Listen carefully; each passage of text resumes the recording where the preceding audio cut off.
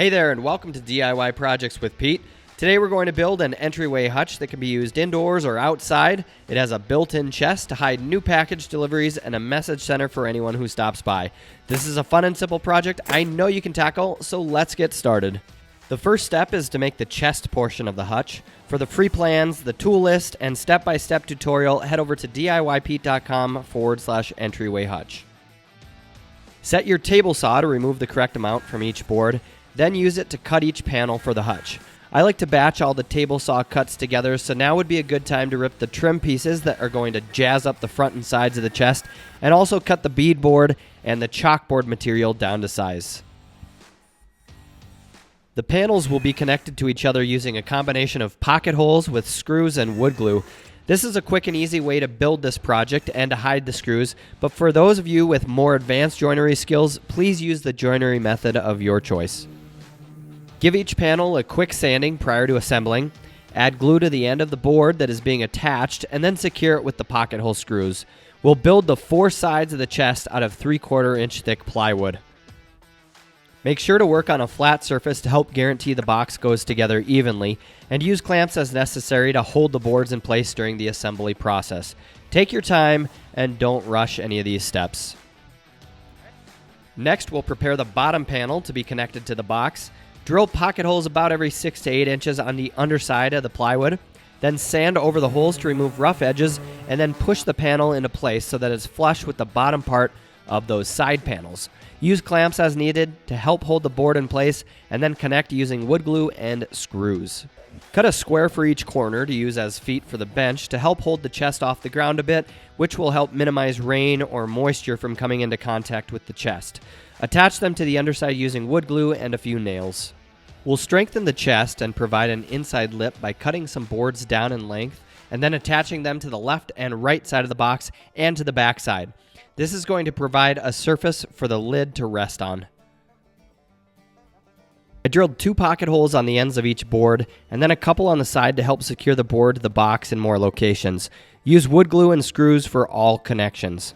Next, we'll build the frame that will sit around the lid. We'll also cut a board that will be fastened to the front side of the lid to give us the trim design around all of the sides. The front board will connect to the underside of the lid using pocket holes. We'll attach the side pieces to the rear piece as well.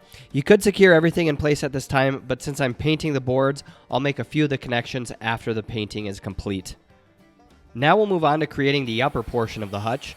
Cut all the boards to size. The sides and top will be made out of 1x6 boards, and we'll use the jig to create the pocket holes into the ends of each board or where the connections will be made. The jig should be set up for 3/4 inch thick stock, and I cut a scrap 2x4 board into a couple spacers to help hold the boards in place during assembly, and use the pocket holes and wood glue to make the connections. We'll connect the 2 outer boards together with a 1x4 board on the top side. We'll then attach a 1x4 at the bottom of the section at each end. Notice I've also made pocket holes on this board to help connect the upper portion of the hutch to the chest portion in a later step. Then connect the side pieces one at a time. The spacers are very helpful and handy for this step. Next, add the center separators and then secure the top 1x6 in place. The upper portion goes together pretty quickly and is simple to build. Feel free to adjust the layout as you'd like if you want a larger chalkboard or a different sized beadboard section. Sand the wood and then wipe away excess dust, then apply a finish of your choice. I chose to use a dark gray and white painted finish, and you can find the exact colors and paint types I used at DIYpete.com/entryway hutch. We'll secure the beadboard and chalkboard from the back side using 3/4 inch long wood screws. Center the board and check to make sure it's square with the frame so the lines of the beadboard aren't crooked. Put the chalkboard in place and center that as well.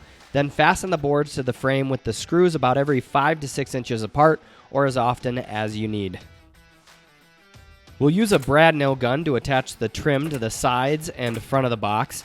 This is going to give the chest a finished look. Simply line up the boards so they're flush with each other and work your way around the box until all the trim is complete.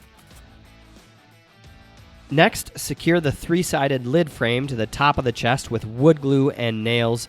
Double check that the boards are all square and that the lip underneath is even on each side. We'll attach hinges to the back side of the chest. We'll use a total of 2 hinges and space them about 3 inches in from each side. Then attach the front board to the lid with screws so we have a nice looking trim color around all 4 sides of the lid. Slide the lid into place and mark where the hinges need to line up. Then use a scrap board to hold the lid up while attaching it. Then secure the hinges to the lid and test it out to make sure it opens and closes properly. Next, I added a chest lid support so the lid will stay up when accessing it. I didn't frame the shot well, but adding a support is straightforward and only involves a couple screws. Lift the upper section onto the base to see that it fits, then carry your new entryway hutch to where you want it to go. Attach the upper section to the lower section using either pocket holes and screws or by using L brackets, and finally put it to good use. And that's all there is to it. I hope this tutorial inspires you to get out in the garage and make something. Please give it a thumbs up if you found this video helpful, and subscribe to the channel for more DIY tutorials and inspiration. Check out some of the other videos as well. Take care, and cheers from Montana.